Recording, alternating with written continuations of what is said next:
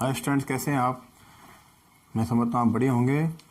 और मेरे चैनल सुख जांगड़ केमिस्ट्री गुरु में आपका एक बार हार्दिक स्वागत है, अभिनंदन है। और आज हम स्टडी करने जा रहे हैं CFT crystal field theory, crystal 6 सिद्धांत, BSc पार्ट थर्ड ईयर का ये टॉपिक है इनऑर्गेनिक केमिस्ट्री का। और ये लगभग 5 अंक का ये टॉपिक, 5 अंक कवर होते हैं, 5 मार्क्स। और यहाँ पर इसके बारे में बहुत सारे स्टडी करने वाले हैं। देखो, CFT crystal field theory, elementary idea of CFT का जो प्रारंभिक ज्ञान है उसके ऊपर थोड़ा सा हम फोकस कर लेते हैं। जो इंट्रोड्यूस जो साइंटिस्ट थे, प्रस्तावक वैज्ञानिक, वो थे hence width and Bon black 1929। और इन्होंने जो इसको क्लियर किया था कि आयन द्विध्रुव आकर्षण की परिकल्पना, hypothesis of ion and dipole attraction की इन्होंने hence width and Bon black ने बताया था। और आफ्टर देन गैरेक 1931 इन्होंने मेटल लिगेंड बॉन्ड, धातु और लिगेंड का जो बॉन्ड है उसे आयनिक माना गया। गैरेक ने क्या बताया था कि धातु और लिगेंड बॉन्ड कैसा होता है, आयनिक होता है। और आज का जो मॉडर्न जो स्वरूप है इसका, वो L.E. ऑर्गेल साइंटिस्ट ने इस सारी व्यवस्था को आगे बढ़ा दिया और एक नोमेनक्लेचर किया और उसका नाम था CFT क्रिस्टल फील्ड थ्योरी। तो CFT में बेसिकली जो हम बात करने जा रहे हैं, इसमें D ऑर्बिटल कुछ ड्रॉबैक्स रही थी BBT बैलेंस बॉन्ड थ्योरी की। उसके बाद जो नई जो थ्योरी आई थी CFT, और CFT में जो कंडीशन थी हमारे यहाँ पर, इसमें जो स्थिति थी, इसमें D ऑर्बिटल्स मेनली पार्टिसिपेट करते हैं। D ऑर्बिटल का मुख्य भाग होता है, मुख्य रोल होता है। इसलिए हम बात कर लेते हैं, हम D ऑर्बिटल्स के बारे में थोड़ी बहुत हम चर्चा कर लेते हैं कि स्ट्रक्चर क्या है। ठीक है, D ऑर्बिटल्स के बारे में बात करें हम, तो देखो इसमें हम बात करें CFT में D ऑर्बिटल्स का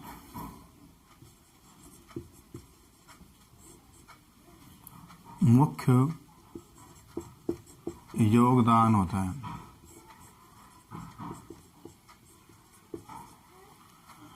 तो D की CFT में D ऑर्बिटल्स का जो इम्पोर्टेंट रोल प्ले होता है उसके बारे में D ऑर्बिटल्स थोड़ी बहुत चर्चा करते हैं। D ऑर्बिटल के शेप्स क्या हैं, how many orbitals in D सब सेल्स। तो D ऑफ कोर्स में कितने ऑर्बिटल्स होते हैं, D ऑफ कोर्स में लगभग 5 ऑर्बिटल्स होते हैं, DXY, DYZ, DXZ, है ना। और इसमें DX square, Y square, DZ square, there are 5 orbitals.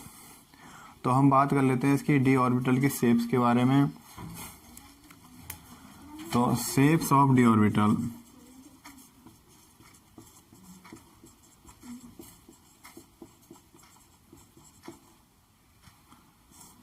तो D ऑर्बिटल्स की शेप्स के बारे में बात करें तो how many types of D orbital फैलाता है हमारे यहाँ पर। D ऑर्बिटल्स को हम CFT के अकॉर्डिंग 2 टाइप्स में डिवाइड करते हैं। 2 types CFT।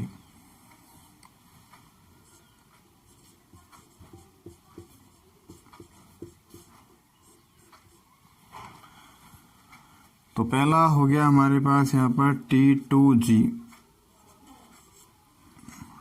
Orbitals, and second हो जाएगा AG ऑर्बिटल्स। T2G में हमारे पास जो बात करेंगे, T2G में आएंगे, T2G है DXY, DYZ, DXZ, 3 ऑर्बिटल्स। कितने ऑर्बिटल्स आ रहे हैं, 3 ऑर्बिटल्स। एंड EG में DX square, Y square and DZ square. और यहाँ पे कितने ऑर्बिटल्स आ रहे हैं, देयर आर 2 ऑर्बिटल्स। 2 कक्षक यहाँ पर AG में है और 3 कक्षक यहाँ पर किस में, T2G में है। तो यहाँ पर T2G ऑर्बिटल्स है। यहाँ पर एक बात बता दूं मैं, जी यहाँ पर जीरो और सिमेट्रिकली दर्शाया गया है, जी रेड के लिए दर्शाया गया है, और डी और डी यहाँ पर लगाए गए हैं, वो डी ऑर्बिटल को डिनोट करते हैं, डी ऑर्बिटल को प्रदर्शित करते हैं। और एक्स वाई और वाई जेड, और एक्स वाई जेड मतलब ये क्या है, ये अक्ष को प्रदर्शित करते हैं, राइट। अब इनकी शेप्स के बारे में थोड़ी हम जानकारी और ले लेते हैं।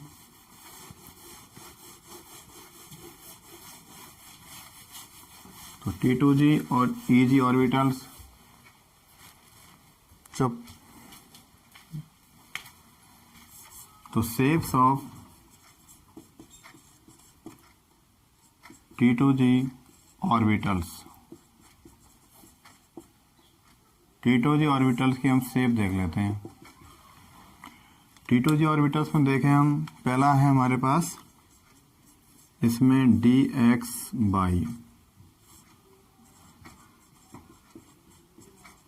DXY orbital.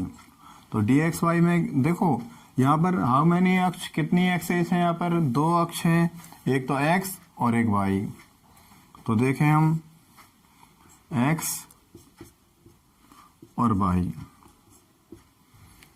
तो यहाँ पर जो X और Y और अक्ष हैं उनके बिटवीन यहाँ पर टू पालियास आ जाएंगी, मतलब एक पाली एक लॉब्स, तो X के इधर और एक। अब आप देखें दोनों पालियाँ किधर हो गई, X और Y के बिटवीन दोनों पालियाँ हो गई है। X के और पाई के बिटवीन एक पाली, और X पाई के, देखो चारों तरफ देख सकते हैं आप, X और Y के बिटवीन एक पाली है। तो ये किसकी स्ट्रक्चर हो गई, DXY की। आफ्टर देन हम देखें DYZ orbitals.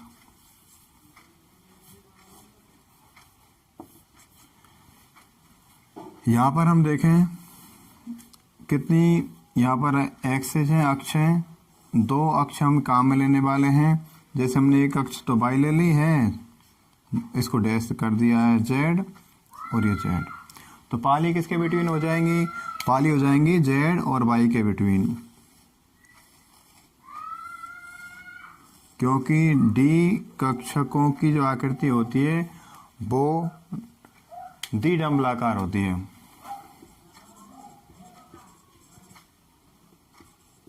Double dumbbell shape of T2G orbital कैसी होती है, डबल डंबल शेप होती है। और यहाँ पर both lobes between X and Y axis, ये हमने इसको क्लियर कर दिया है। बोथ लॉब्स किसके बिटवीन है, X एंड Y एक्सिस के बिटवीन है। और यहाँ पर क्या हो जाएगा, both lobes between Y and Z axis, दोनों जो पालियां हैं किसके मध्य में है, Y और Z अक्ष के मध्य में है। तो अब हम बात कर लेते हैं DXY और DYZ के बाद हम बात करते हैं DXZ ऑर्बिटल की। DXZ ऑर्बिटल में क्या हो जाएगा, दोनों पालियां किसके मध्य में स्थित हो जाएंगी, X और Z अक्ष के मध्य में स्थित हो जाएंगी। तो नंबर थर्ड क्या हो जाएगा, DXZ ऑर्बिटल्स। DXZ ऑर्बिटल लिख देंगे हम, both lobes between X and Z axis, दोनों जो पालियां हैं वो X के और Z के मध्य में उपस्थित होती हैं। तो इसकी हम जानकारी ले लेते हैं। एक हम X ले लेते हैं, X डैश, और दूसरी Z डैश और Z। तो दोनों अक्षों के मध्य में एक पाली हम ये बना लेते हैं और एक ये बना लेते हैं। तो ये तो शेप हो गई है DXZ की। तो आपने देखा T2G ऑर्बिटल्स DXY, DXZ और DYZ 3 टाइप्स के होते हैं। D orbitals classified two types, T2G and also EG. And T2G classified in two types, three types, dxy, dyz, dxz, right? And after that इसके बाद हम बात कर लेते हैं हम शेप ऑफ T2G के बाद हम बात करें EG ऑर्बिटल्स की। किसकी बात करें? EG ऑर्बिटल्स की। Shape of EG orbitals.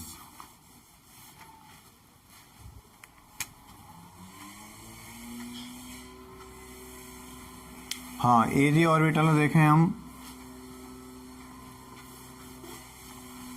EG orbitals classified in two types.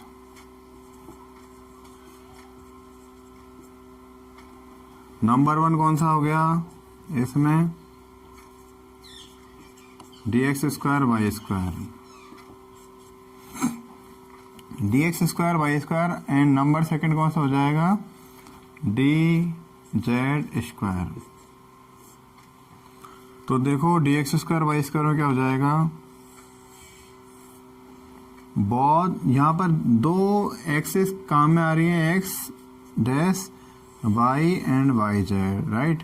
तो एक तो यहाँ पर एक्स के ऊपर इंडिकेट करते हुए और एक वाई को इंडिकेट करते हुए यहाँ पर पाली बना देनी है आपको, ज़्यादा कुछ नहीं करना है। तो एक्स पर इंडिकेशन एंड वाई पर indication. There are two lobes on the X and Y axis. दोनों पालियाँ एक्स और वाई अक्ष पर स्थित हैं। और यहाँ पर हम देखें इधर dz में, dz स्क्वायर में देखो दोनों पालियाँ किस पर डिपेंड हैं, किस पर स्थित हैं? जैसे हम d इसको z बना देते हैं, z, और जैसे x और x डैश। तो बोथ लॉब्स किस पर कंडीशन किस पोजीशन पर हैं? Both lobes are X Z axis, मतलब दोनों ही पालियां यहाँ पर जेड अक्ष पर स्थित हैं। तो आपने देखा कि यहाँ पर हमने शेप्स ऑफ EG ऑर्बिटल्स के बारे में बात की। EG orbital classified in two type, dx square Y square and dz square, right?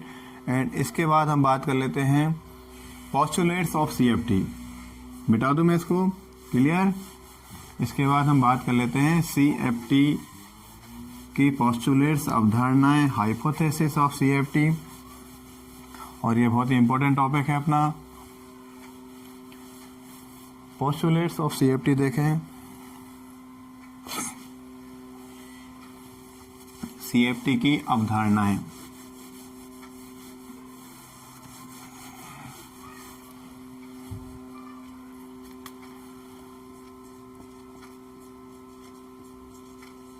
Postulates of CFT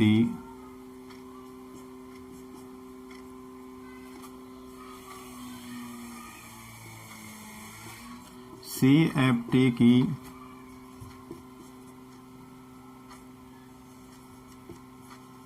अभिग्रहित। Postulates का हिंदी में अभिग्रहित हो सकता है, अवधारणा हाइपोथेसिस के लिए हो सकता है। आपको जैसा उचित लगे वो आप लिख सकते हैं। CFT की पोस्टुलेट्स इंपॉर्टेंट है ये। और इसमें पहला जो पॉइंट है, देखो यहाँ पर मेटल और लिगेंड की बात करते हैं, मेटल और लिगेंड की बात करते हैं। और मेटल और लिगेंड में लिगेंड को पहली पोस्टुलेट्स में लिगेंड उदासीन हो सकते हैं, ऋणायन भी हो सकते हैं। तो इनको बिंदु आवेश के रूप में माना गया। मेटल लिगेंड बॉन्डिंग में लिगेंड्स को बिंदु आवेश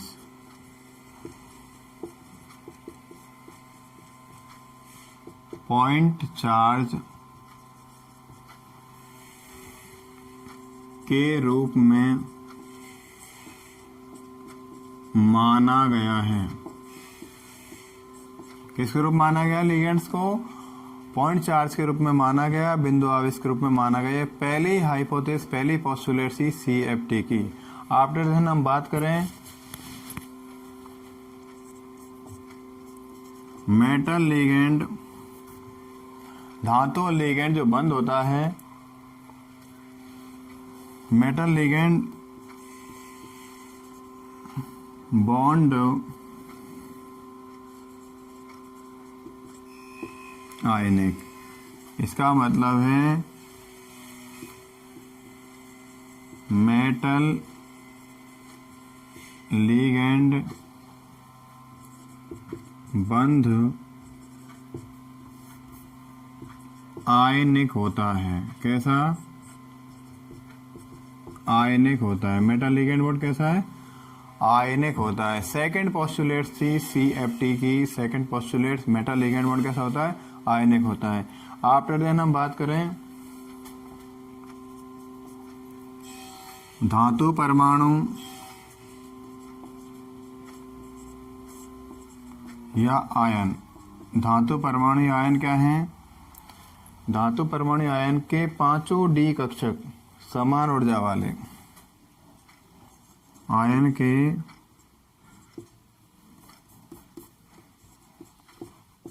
पांचों डी कक्षक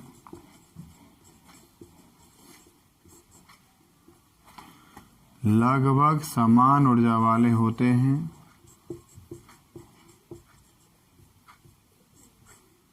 लगभग समान ऊर्जा वाले होते हैं।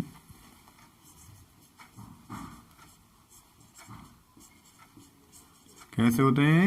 लगभग समान ऊर्जा वाले होते हैं। लेकिन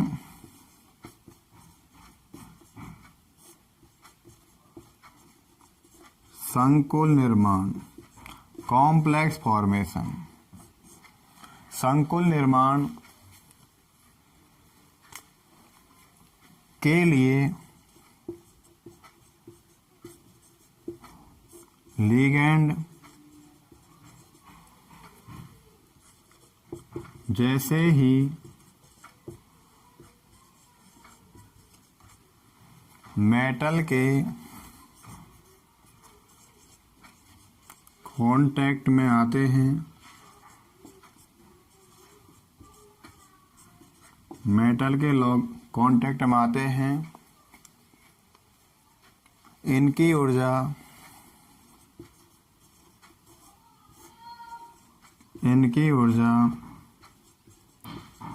समान नहीं रहती है। इनकी ऊर्जा समान, जैसे लिगेंड ये मेटल के कांटेक्ट में आएंगे, संपर्क में आएंगे, कब? कॉम्प्लेक्स फॉर्मेशन के दौरान, संकुल निर्माण के दौरान। जैसे ये मेटल के साथ कांटेक्ट करेंगे, इनकी ऊर्जा कैसी होगी? डी जनरेट हो जाएगी, लगभग समान ही रहेगी, इनमें परिवर्तन आ जाएगा, तो ऊर्जा समान नहीं रह पाती।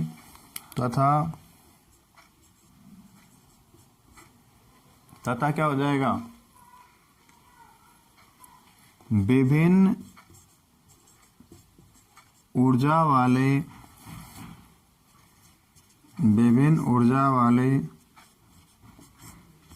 कक्षकों में विभाजित हो जाते हैं। विभाजित मतलब स्प्लिट हो जाते हैं। विभिन्न ऊर्जा वाले कक्षकों में डी कक्षक कैसे हो जाते हैं? स्प्लिट हो जाते हैं, विभाजित हो जाते हैं, डीजनरेट हो जाते हैं, राइट। इसके बाद हम बात करें जो विभाजन हुआ है, नंबर 4,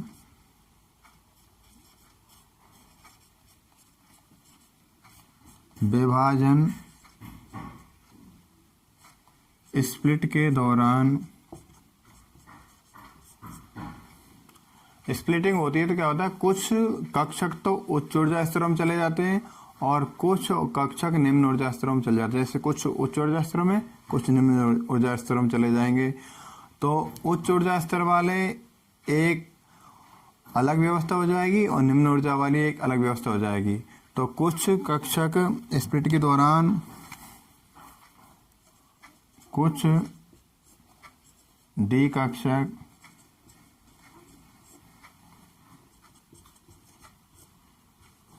उच्च ऊर्जा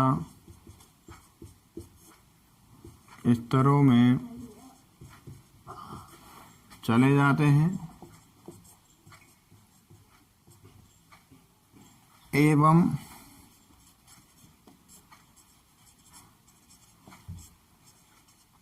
कुछ कक्षक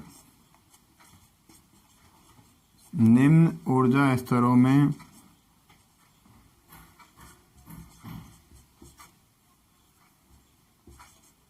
चले जाते हैं।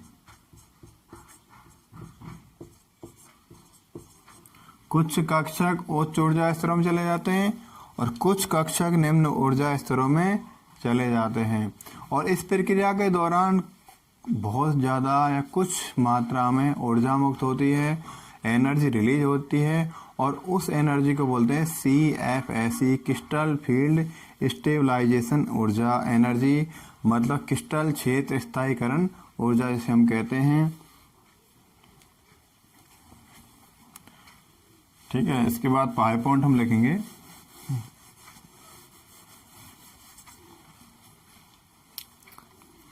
डी कक्षकों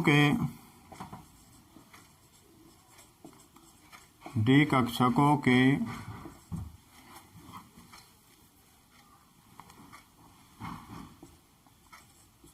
ऊर्जा स्तरों में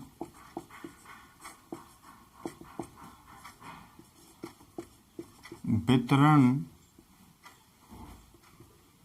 से ऊर्जा मुक्त होती है तथा इस मुक्त ऊर्जा को CFSE बोले तो क्रिस्टल फील्ड स्टेबलाइजेशन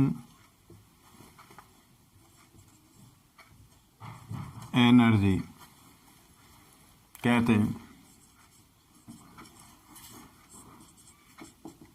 इसे क्या कहेंगे?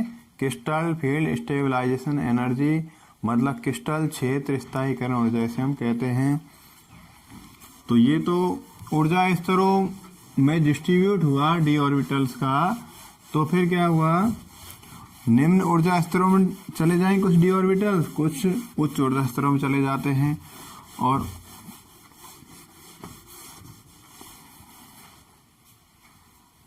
सिक्स और लगा देते हैं। ऊर्जा स्तरों में डी ऑर्बिटल्स का आगे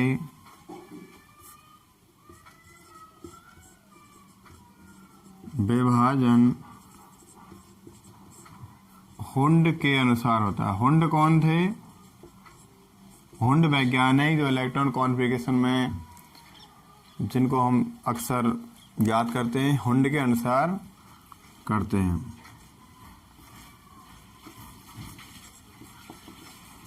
ऊर्जा स्तरों डी ऑर्बिटल्स का आगे विभाजन हुंड के अनुसार करते हैं, और ये हुंड के अनुसार आगे फर्दर डिवाइडेशन इसका हो जाता है। तो आपने आज देखा, हमने बात करी general idea of CFT, crystal field theory के बारे में बात करी, हमने एक साइंटिस्ट के बारे में बात की। उसके बाद हमने जो बातें की शेप ऑफ डी ऑर्बिटल्स, और डी ऑर्बिटल में दो प्रकार की हम बात की, T2G orbitals and EG orbital. T2G orbital दो प्रकार के हुए, तीन प्रकार के, DXY, DYZ और DXZ, right. And after then हमने बात की EG ऑर्बिटल्स की। EG ऑर्बिटल दो प्रकार के थे, DX square, Y square and DZ square. और डी ऑर्बिटल के हम शेप के बारे में बात करी, आकृति के बारे में बात की, और पोस्टुलेट्स इंपॉर्टेंट था, और पोस्टुलेट्स के बारे में बात करी। पोस्टुलेट्स ऑफ CFT लगभग 6 पॉइंट हमने यहाँ पर लिखवाए हैं आपको, और ये 6 पॉइंट आपके एग्जाम्स के लिए बहुत ही इंपॉर्टेंट है। और चलो हम इसके बारे में इसके बाद बात करते हैं अष्टफलकीय क्षेत्र में CFT एंड चतुष्फलकीय क्षेत्र में CFT, और उसके बाद वर्ग समतलीय क्षेत्र में CFT के बारे में चर्चा करेंगे। ये हमारी आगे कक्षाओं में बात करते हैं। आज के लिए इतना ही काफ़ी, और मिलते हैं नेक्स्ट वीडियो में अगली कक्षा में। और आप देखते रहिए मेरा channel Ashok Jangad chemistry Guru. Please like, share and subscribe. Thank you very much.